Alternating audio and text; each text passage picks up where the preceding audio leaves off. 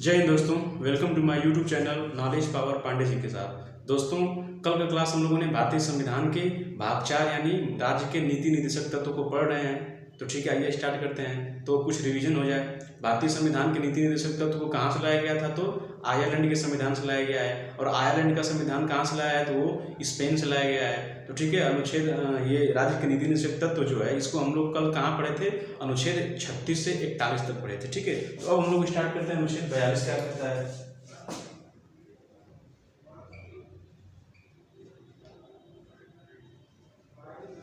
अनुच्छेद 42, ठीक है। अनुच्छेद 42 क्या कहता है कि न्याय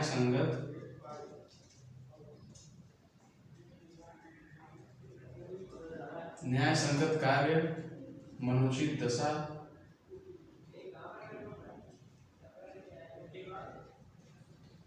और प्रसूति सहायता।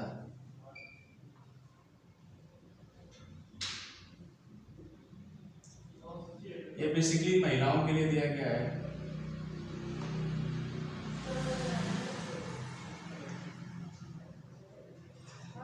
ठीक है, इसमें क्या बोला गया है अनुच्छेद 42 में कि न्याय संगत कार्य, मनोचित दशा और प्रसूति सहायता। न्याय संगत कार्य का मतलब ये होता है कि आपको जिस हिसाब से आपकी क्वालिफिकेशन रहेगी उस हिसाब से आपको आपका कार्य दिया जाएगा। ठीक है, न्याय संगत कार्य आपको दिया जाएगा। ठीक है, यानी कि आप बहुत पढ़े लिखे हैं तो आपको उस लेवल का काम दिया जाएगा, और आप बहुत कम पढ़े लिखे हैं तो आप उस लेवल का काम दिया जाएगा। ठीक है, मनोचित कार्य का मतलब क्या होता है? जैसे महिलाओं में क्या होता है कि उन लोगों को बहुत सारी दिक्कत परेशानी आती रहती है, कभी सर दर्द करने लगा, पेट दर्द करने लगा, तो मनोचित कार्य उनके मन की दशा देखते हुए आप उनसे काम करवाएंगे। यदि उनका मन नहीं है काम करने का तो आप काम नहीं करवा सकते। ठीक है, प्रसूति सहायता।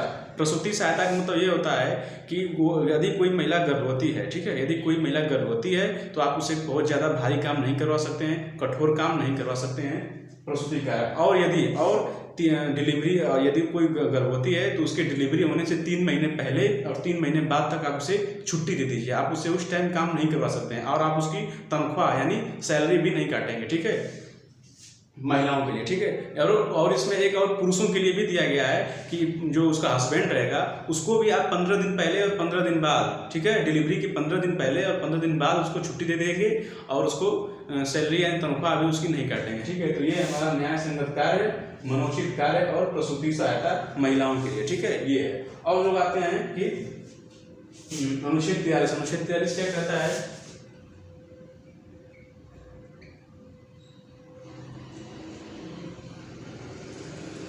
अनुच्छेद 43 क्या कहता है कि निर्वाह आयोग की मंजूरी।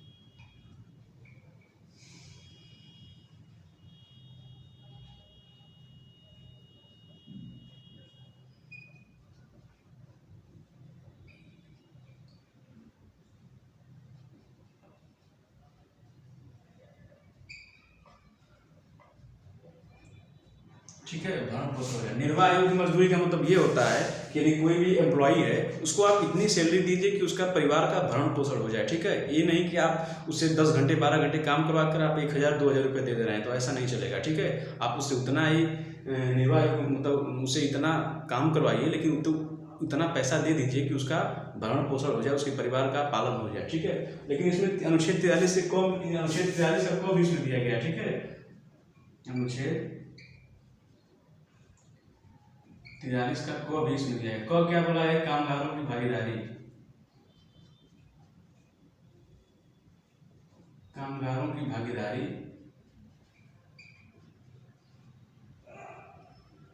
और ख क्या बोला गया इसमें?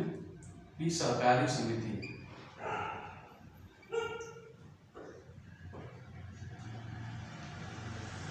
ठीक है, सहकारी समिति। इसमें अनुच्छेद 43 से कम ये बोला गया है कि कामगारों की भागीदारी। यदि कोई कंपनी है, कोई फैक्ट्री है, यदि उसमें कोई भी डिसीजन लिया जा रहा है तो उसमें कामगारों की भागीदारी भी होनी चाहिए। ठीक है, उनका भी मत जानना होगा कि हम ये डिसीजन लेने जा रहे हैं, आपका क्या कहना है। ठीक है, कामगारों की भागीदारी भी होनी चाहिए। अनुच्छेद 43 का ये कहता है।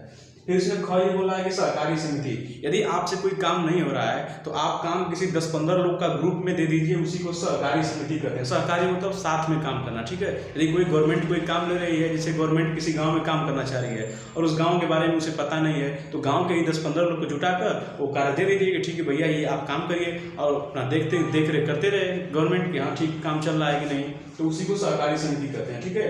तो सहकारी समिति बनाकर आप काम कर सकते हैं।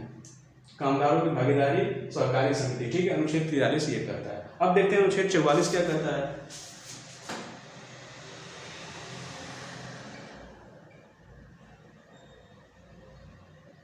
अनुच्छेद 44 देखिए, अनुच्छेद 44 बहुत इंपॉर्टेंट है, इसको समान सिविल संहिता,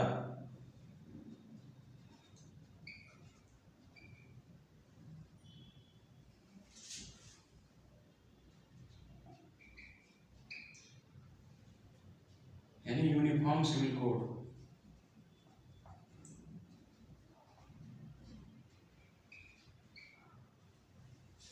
ठीक है। यूनिफॉर्म सिविल कोड समान सिविल संहिता, इसमें देखिए 4 प्रकार को दिया गया है, 4 कार्य को इसमें दिया गया है। पहला क्या है, विवाह, दूसरा क्या है, तलाक, तीसरा क्या है, वसीयत, और चौथा क्या है, गोंद, ठीक है। देखिए तो समान सिविल संहिता का मतलब ये होता है कि देखिए हम लोग भारत में रहते हैं, तो भारत के नागरिक को भारत में यदि वो रह रहा है तो उसको संविधान के अनुसार कर रहना होगा, ठीक है। जैसा संविधान में लिखा गया है उसी के अनुसार आपको कार्य करना होगा, जैसा हमारा कानून है उस हिसाब से आपको काम करना होगा। यदि आप कोई भी धर्म के हो, कोई भी जाति के हो, आप संविधान के अनुसार ही काम कर सकते हैं और कानून के हिसाब से आप चलेंगे। ये नहीं कि आप कुछ भी मनमानी कर रहे हैं, नहीं, ऐसा नहीं चलेगा, ठीक है। तो यूनिफॉर्म सिविल संहिता देखिए यही कह रहा है कि हालांकि जो हमारा मूल अधिकार है, तो मूल अधिकार में हमारा जो अनुच्छेद 25 है, धार्मिक स्वतंत्रता का अधिकार, तो अनुच्छेद 25 में बोला गया है कि आप किसी भी धर्म के, अपने धर्म के रीति रिवाज के हिसाब से आप काम कर सकते हैं, ठीक है। ये बात तो सही है, लेकिन अनुच्छेद 13 ये भी बोल रहा है कि या आप मूल अधिकार का प्रयोग उतना ही कीजिए जितना कि दूसरे के मूल अधिकार को हनन न हो सके, ठीक है, उसको दिक्कत न हो सके, ठीक है। अपने मूल अधिकार का प्रयोग उतना ही तक सीमित तक करिए कितने दूसरे के मूल अधिकार को दिक्कत ना हो, ठीक है। तो वही बेसिकली इसमें देखिए क्या है, धार्मिक, थोड़ा धार्मिक जुड़ा हुआ है। तो इसमें क्या है, जैसे हमारे देश में बहुत सारे जाति के लोग रहते हैं, हिंदू, मुस्लिम, सिख, ईसाई, बौद्ध, ये सब लोग रहते हैं। तो इसमें क्या है, विवाह देखिए क्या है, आप यदि विवाह में क्या होता है कि कोई धर्म अपने हिसाब से विवाह करता है, 2, 4, 5 तक विवाह कर लेते हैं मुस्लिम लोग, हिंदू में 1 विवाह, बहुत रेयर केस में आपको 2 विवाह, वो भी 2 मजबूरी में लोग कर लेते हैं, तो ऐसे नहीं चलेगा, ठीक है। तो इसमें जब समान सिविल संहिता का अर्थ ये होता है कि जैसे विवाह हो तो पूरे भारत में यदि जिस राज्य में समान सिविल संहिता लागू हो गया हो, उस राज्य में विवाह केवल आप 1 कर सकते हैं, ठीक है। अंतर 1 विवाह होना, 1 विवाह हो जाएगा, ठीक है। यदि आप कोई भी धर्म के हो, मुस्लिम के हो, हिंदू के हो, बौद्ध हो, ईसाई हो, कुछ भी हो, तो आपको 1 विवाह करना होगा, ठीक है। वो भी विवाह आप कानून के हिसाब से करेंगे, ऐसे नहीं कर सकते हैं। तलाक भी होगा। अब देखिए मुस्लिम में क्या होता है कि तलाक 3 बार कर देते हैं, तलाक हो गया, काम खत्म भैया, ऐसे नहीं चलेगा। तलाक भी आपको लेना है तो आप कानून के हिसाब से तलाक लेंगे, ठीक है, संविधान के अनुसार तलाक लेंगे। तीसरा क्या है, वसीयत, यदि आपको कोई वसीयत वगैरह लेना है, किसी को देना है या लेना है, तो आप कानून के हिसाब से ही करेंगे, मतलब सब कुछ कानून के हिसाब से होगा, आपके धर्म के हिसाब से नहीं होगा, ठीक है। गोद, और यदि किसी को आप गोद लेना है तो गोद आप किसी को ऐसे ही नहीं ले सकते हैं, गोद में भी आपको कानून कुछ है, उसके हिसाब से करना पड़ेगा। और गोद में एक और नियम है कि आप अगर गोद ले रहे हैं तो आपसे, जिसको आप गोद ले रहे हैं वो आपसे 21 साल, कम से कम 21 साल छोटा होना चाहिए, ठीक है। आप यदि लड़की को कोई गोद ले रहे हैं तो आपसे 21 साल छोटा होगी, लड़का को ले रहे हैं तो वो भी 21 साल छोटा होना चाहिए। ये नहीं कि आप 25 साल के हैं और 23 साल की किसी लड़की को आप गोद ले रहे हैं, ठीक है, ऐसे नहीं होगा। तो ये हमारा समान सिविल संहिता, ठीक है। इसमें क्या है, विवाह है, तलाक है, वसीयत है और गोद है, ठीक है। इसमें 4 कार्य को रखा गया है, ठीक है। ये 4 कार्य धर्म के हिसाब से ना होकर संविधान के अनुसार, कानून के हिसाब से होगा, ठीक है। इसमें देखिए, इसमें भारत में गोवा राज्य में समान सिविल संहिता लागू हो चुका है, ठीक है। जिसमें गोवा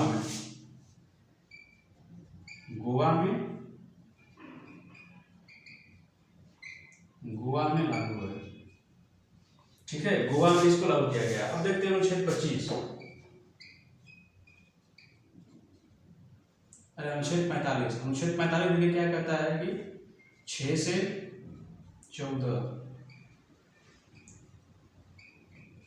14 वर्ष के बच्चों को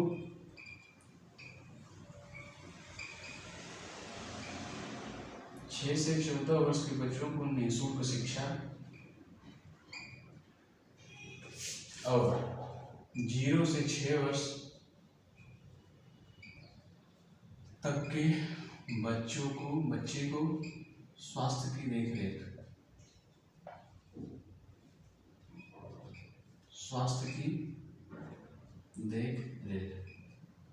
ठीक है। इसको 86वां संविधान संशोधन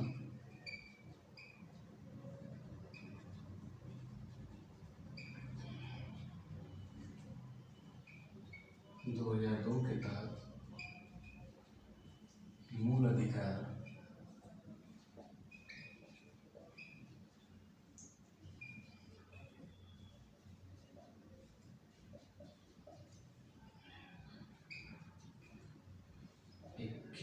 में रखा गया है। ठीक है, देखिए अनुच्छेद 45 ये कहता है कि 6 से 14 वर्ष तक के बच्चों को निःशुल्क शिक्षा दी जाएगी। ठीक है, 6 से 14 वर्ष के बच्चों को निःशुल्क शिक्षा दी जाएगी और 0 से 6 वर्ष के बच्चों को स्वास्थ्य का देख करना होगा। स्वास्थ्य जिसका जैसे बचपन में नहीं देखते हैं, बहुत सारे इंजेक्शन लगती है, पोलियो वगैरह ये सब पिलाया जाता है, तो ये सब इसी अनुच्छेद 45 के अंतर्गत ही लगाया जाता है। लेकिन ये क्या है, ये तो हमारे राज्य के नीति निर्देशक तत्व है, ये राज्य के ऊपर डिपेंड करता है। अगर राज्य नहीं भी चाहेगी तो ये नहीं भी कर सकती है, लेकिन तभी इसमें 86वां संविधान संशोधन 2002 में इसे मूल अधिकार इसके तहत इसको हटाकर इसको मतलब राज्य के नीति निर्देशक तत्व से हटाकर मूल अधिकार में रख दिया गया है। मूल अधिकार मतलब अनुच्छेद 21 का अनुच्छेद जो मूल अधिकार में पढ़ाए थे आप लोगों को ना, अनुच्छेद 21 का, तो इसको 6 से 14 वर्ष तक के बच्चों को ये मूल अधिकार हो गया है। अब ये 100% देना ही पड़ेगा राज्य को। ठीक है, और इसको अनुच्छेद 21 में रखा गया है। ठीक है, 21 में रखा गया है 86वां संविधान अनुच्छेद 45। ठीक है, तो ठीक है, फिर से एक बार देखिए अनुच्छेद 45 क्या कहता है, 6 से 14 वर्ष तक के बच्चों को निःशुल्क शिक्षा और 0 से 6 वर्ष तक के बच्चों को स्वास्थ्य का देखभाल करने की गवर्नमेंट को। इसे 86वां संविधान संशोधन 2002 के तहत मूल अधिकार के अनुच्छेद 21 क में रखा गया है। ठीक है, तो ये हमारा अनुच्छेद 42, 43, 44, 45। ठीक है, अब आगे हम लोग पढ़ते हैं।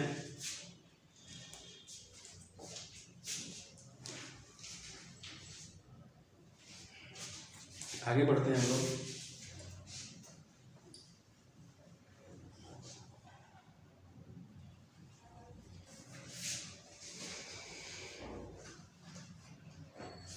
अनुच्छेद 46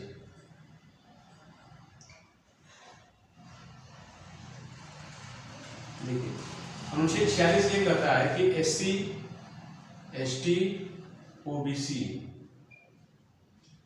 अर्थात पिछड़े वर्ग के लोगों को विशेष आरक्षण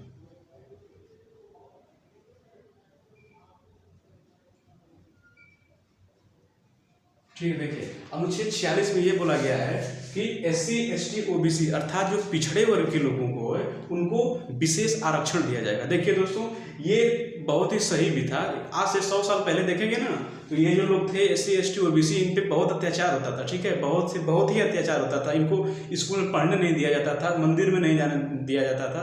तो ये जब संविधान हमारा बन रहा था तो इसमें ये रखा गया है कि SC, ST, OBC लोगों को विशेष आरक्षण। लेकिन अब क्या दिक्कत है पता है, अब दिक्कत ये हो गया है कि ये बेसिकली उन लोगों के लिए था जो SC, ST के जो पिछड़े वर्ग के ऊपर थे उनको ऊपर लाने के लिए था। लेकिन जो इसका फायदा उठाकर जो ऑलरेडी लोग ऊपर हो चुके हैं अब उनको फिर से आप दे रहे हैं, तो ये तो गलत है ना। ये तो जब हो गया भाई, अब ऊपर उठ गए तो ठीक है, हो गया, अब फिर उन्हीं को आरक्षण दिया जा रहा है, तो ये तो गलत है।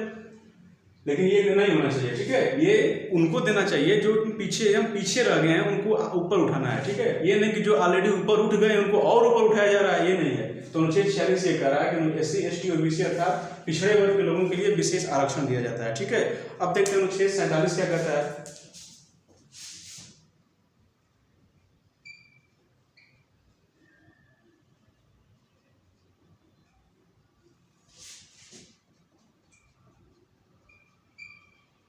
पोषायुक्त आहार, नशीली दवाएं,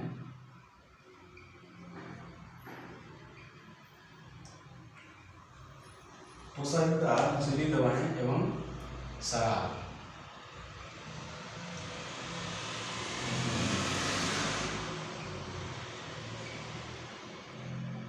ठीक है। इसमें देखिए अनुच्छेद 47 ये करता है कि पोषायुक्त आहार, ठीक है, आपको किसी को आप दे रहे हैं तो आपको पोषायुक्त आहार देना पड़ेगा, ठीक है। जैसे स्कूल में जो खाने के लिए दिया जाता है, जैसे हम लोगों के टाइम कोई खिचड़ी वगैरह दिया जाता था और बहुत चीज़ दी जाती है, हलवा वगैरह दिया जाता था, तो वो पोषायुक्त होता है। जैसे मिड डे मील में क्या होता है कि उसको पोषायुक्त आहार होना चाहिए। ऐसे नहीं कि आप कुछ भी खिला रहे हैं, और बनाकर आप टेस्ट करिए, आप पहले खाकर तब बच्चों को खिलाइए, यानी पोषायुक्त होना चाहिए। और इसमें बोला गया कि नशीली दवाएं एवं शराब पर प्रतिबंध लगाना होगा, ठीक है। नशीली दवाएं एवं शराब पर प्रतिबंध आपको लगाना होता है। लेकिन ऐसा कौन करता है? कोई नहीं करता है, ठीक है। जैसे बिहार में देखिए अभी तक शराब बंद है, क्या उत्तर प्रदेश में शराब बंद है? नहीं बंद है। हर राज्य में शराब बंद है? नहीं बंद है। तो ये राज्य के ऊपर डिपेंड है, राज्य अगर चाहे तो कर भी सकता है, नहीं चाहे तो नहीं भी कर सकता है। लेकिन अनुच्छेद 47 ये कहता है पोषायुक्त आहार, नशीली दवाएं एवं शराब पर प्रतिबंध, ये है अनुच्छेद 47।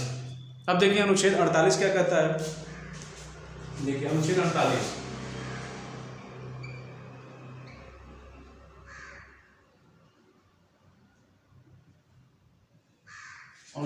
में क्या कहता है? कृषि एवं पशुपालन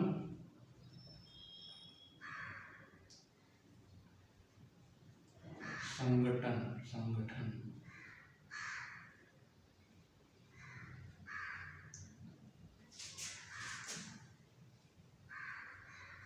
अर्थात इसको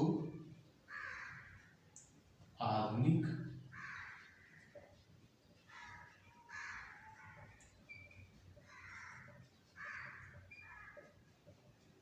एवं वैज्ञानिक तरीके से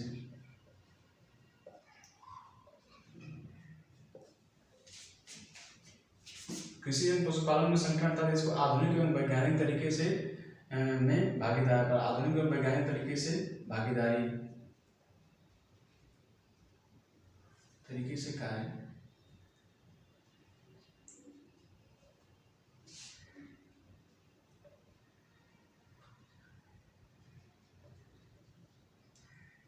देखिए इसमें अनुच्छेद 48 में ये करता है कि कृषि एवं पशुपालन में संगठन होना चाहिए। यानी देखिए हमारा भारत क्या है? एक कृषि प्रधान देश है, ठीक है। हमारा भारत क्या है? कृषि प्रधान देश है। यहाँ से कृषि का बहुत ज़्यादा वैल्यू है। भारत के बहुत से लोग कृषि के ऊपर डिपेंड रहते हैं, कृषि के ऊपर निर्भर करते हैं, और पशुपालन वगैरह भी गाँव में बहुत सारे लोग कृषि ही करते हैं, ठीक है। तो कृषि एवं पशुपालन में संगठन अर्थात इसको आधुनिक एवं वैज्ञानिक तरीके से करना होगा, ठीक है। आधुनिक एवं वैज्ञानिक तरीके से कार्य करना होगा। जैसे क्या है हमारे, जैसे आधुनिक तरीके से बीज आती है, ठीक है। आधुनिक नस्ल की पशु आते हैं, गाय आती हैं, बैल आता है, ये सब आधुनिक तरीके से आता है। कोई जो हमारी सरकार जो गवर्नमेंट विदेश में जाती है, तो विदेश में वहाँ का जो अच्छे लोग किए रहते हैं, कार्य किए रहते हैं, उसको वहाँ से कॉपी करके लाती है और यहाँ पे पेस्ट करती है। यहाँ पे हम लोगों को बताती है कि नहीं ऐसा काम करो, ऐसा काम करो। जैसे हरित क्रांति आया था, तो क्या आया था? हरित क्रांति विदेश से आया था। तो यही है इसमें अनुच्छेद 48 में कृषि एवं पशुपालन में संगठन, अर्थात इसको आधुनिक एवं वैज्ञानिक तरीके से करना होगा, ठीक है। अब आते हैं अनुच्छेद 48। अब आते हैं अनुच्छेद 48 का को अनुच्छेद 48 का क्या कहता है?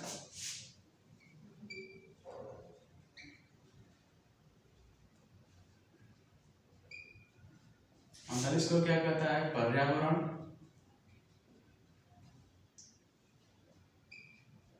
वन एवं वन्य जीव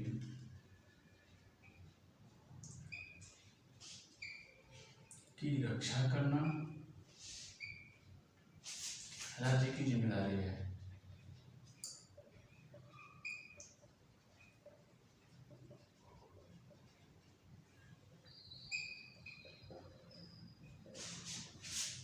इसे 42वां संविधान संशोधन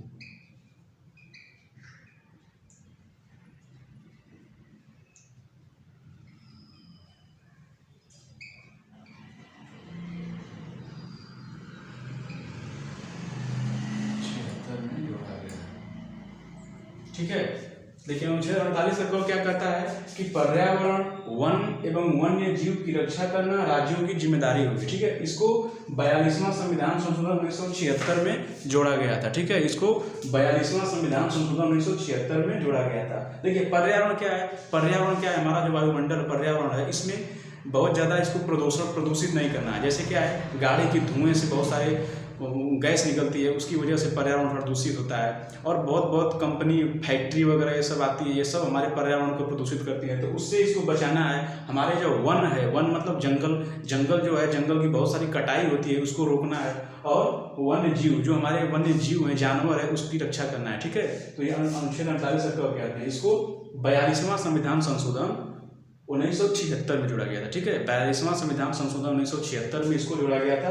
पर्यावरण, वन्य जीव की रक्षा करना राज्यों की जिम्मेदारी होगी। ठीक है, अनुच्छेद 48। अब देखिए अनुच्छेद 48 के बाद अनुच्छेद 49 क्या कहता है? अनुच्छेद 49 देखिए क्या कहता है? तो अनुच्छेद 49 ये कहता है,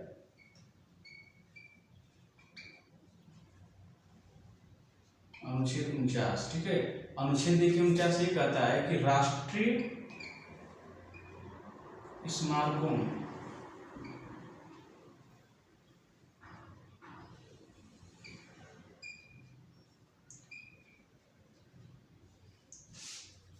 स्मारकों की रक्षा करना राज्य की जिम्मेदारी होगी, राज्य का कर्तव्य होगा। ठीक है, देखिए राष्ट्रीय स्मारकों की रक्षा करना क्या होगा? राज्य का कर्तव्य होगा। राष्ट्रीय स्मारक, ठीक है, राष्ट्रीय स्मारक की रक्षा करना राज्यों का कर्तव्य होगा। ठीक है, राष्ट्रीय स्मारक, जो हमारे राष्ट्रीय स्मारक बने हुए हैं, उनको तोड़ना फोड़ना नहीं है, उसकी रक्षा करना है। ठीक है, राज्यों की जिम्मेदारी बनती है कि उनकी रक्षा करें। ठीक है, यदि और बना नहीं सकती है तो जो हमारे राष्ट्रीय स्मारक है उसको बर्बाद भी ना करें। ठीक है, राष्ट्रीय स्मारकों की रक्षा करना राज्य का कर्तव्य होगा। ठीक है, अनुच्छेद 49 ये कहता है। ठीक है, अब देखते हैं अनुच्छेद 50 क्या कहता है? अनुच्छेद 50,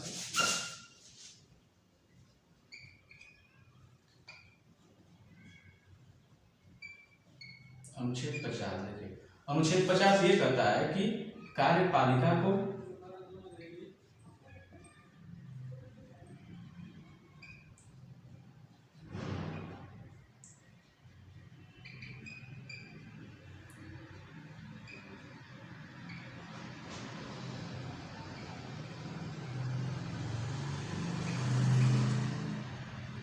ठीक है, कार्यपालिका को न्यायपालिका से अलग रखना होगा। ठीक है, कार्यपालिका को न्यायपालिका से अलग रखना होगा। ठीक है, कार्यपालिका को न्यायपालिका से अलग। अब देखिए कार्यपालिका क्या होता है? कार्यपालिका जैसे ये होता है, जैसे संसद कोई भी कानून बनाती है ना, तो उस कानून को लागू करवाना होता है। तो लागू करवाने का काम किसका होता है? कार्यपालिका।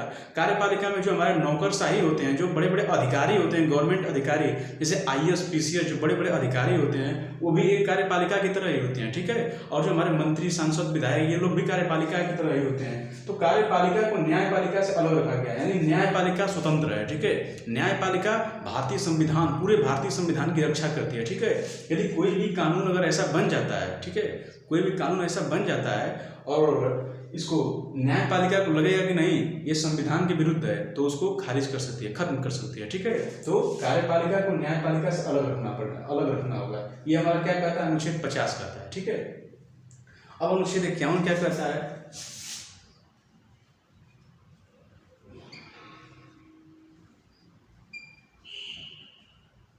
अनुच्छेद 51 ये कहता है कि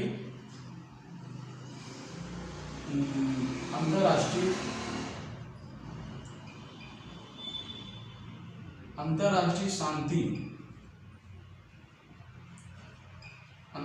शांति को बढ़ावा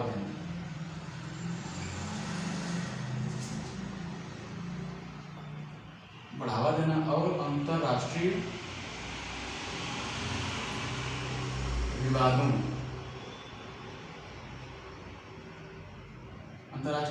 की मध्यस्थता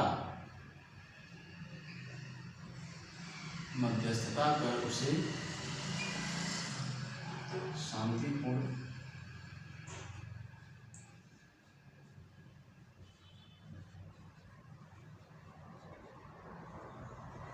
ठीक है, देखिए अनुच्छेद 51 क्या कहता है कि अंतरराष्ट्रीय शांति को बढ़ावा देना। ठीक है, अंतरराष्ट्रीय शांति को बढ़ावा देना। ठीक है, हमारा देखिए भारत क्या है ना, भारत किसी पे लड़ाई झगड़ा वगैरह ये सब कब्जा करना ये सब भारत नहीं करता है। ठीक है, और केवल भारत क्या चाहता है? शांति चाहता है। तो अंतरराष्ट्रीय शांति को बढ़ावा देगा। ठीक है, यानी कोई भी अंतरराष्ट्रीय यदि विवाद वगैरह छिड़ा हुआ है तो अगर भारत उसकी मध्यस्थता यदि करता है तो वो शांतिपूर्ण ढंग से मध्यस्थता करेगा। ऐसा नहीं कि दो लोगों के बीच में झगड़ा हो रहा है तो आप जाकर उसी में घी का काम कर रहे हैं, जैसे आग बढ़ रही है उसी में घी का काम कर रहे हैं, यानी और आग भभक जा रही है, ऐसा नहीं करना है, ठीक है। अंतर्राष्ट्रीय विवादों की मध्यस्थता कर उसे शांतिपूर्ण ढंग से निपटाना है, ठीक है, शांतिपूर्ण ढंग से निपटाना है, ठीक है, अंतर्राष्ट्रीय शांति को बढ़ावा देना है। तो ये हमारा अनुच्छेद 51, ठीक है। तो आइए फिर से एक बार हम रिवीजन कर लेते हैं। अनुच्छेद 46 क्या कहता है? SC ST OBC अर्थात पिछड़े वर्ग के लोगों को विशेष आरक्षण देना है, पिछड़े वर्ग के लोगों को विशेष आरक्षण देना है। अनुच्छेद 47 क्या कहता है? पोषायुक्त आहार, नशीली दवाएं और शराब पर प्रतिबंध लगाना है, ठीक है। अनुच्छेद 48 क्या कहता है? कृषि एवं पशुपालन के संगठन अर्थात इसको आधुनिक एवं वैज्ञानिक तरीके से करना है, ठीक है, यानी इसको और प्रगति की ओर ले जाना है, ठीक है, उन्नति की ओर ले जाना है इसको। अनुच्छेद 48 क्या कहता है? पर्यावरण, वन एवं वन्य जीव की रक्षा करना राज्य की जिम्मेदारी होगी। इसको 42वां संविधान संशोधन 1976 में जोड़ा गया था, ठीक है।